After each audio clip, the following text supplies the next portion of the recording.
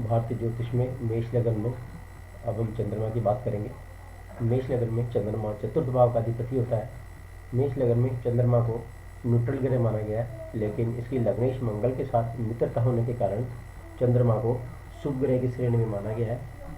मेष लगन में चतुर्थ भाव जमीन, मकान, वाहन, भावनाएं, शिक्षा, गृह जीवन का माना गया है।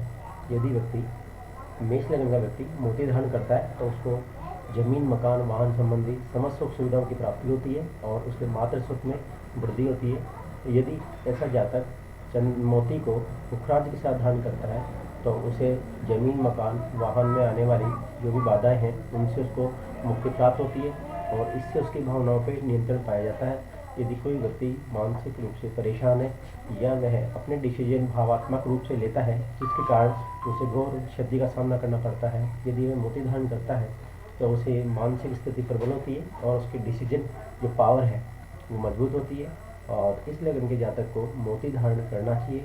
मोती धारण करने से उसे विशेषकर अपने जन्म स्थान से उत्तर दिशा की ओर विशेष लाभ मिलता है उसे और उसे इन सुखों की प्राप्ति होती है। यदि कोई जातक मेष लगन का है और उसे उल्टी है, दस्त है, पायरिया है या इसके अलावा उसे फोड़े फुंसी जैसी प्रॉब्लम आती हैं या उसके क्रोधवश वह अपने आप को खो देता है और वैसे कार्य कर बैठता है जिससे उससे बाद में पछताना पड़ता है, यदि वह मोती धारण करता है तो उसे इन सब समस्याओं से उसको मुक्ति मिलती है और वह मानसिक रूप से बड़ा श्रेष्ठ होता है। और यदि कोई स्टूडेंट है और उसे शिक्षा के अंदर भावनात्मक रूप से परेशानी आ रही है तो यदि वह मोती धारण करता है तो निश्चित रूप से वह अपनी शिक्षा में सफलता प्राप्त करता है और वो अपने उद्देश्य को प्राप्त करता है। तो इस लगन के जातक को हमेशा मोती धारण करना चाहिए। मोती को यदि पुखराज के साथ धारण किया जाए तो ऐसा जातक श्रेष्ठ लाभ की प्राप्ति कर सकता है।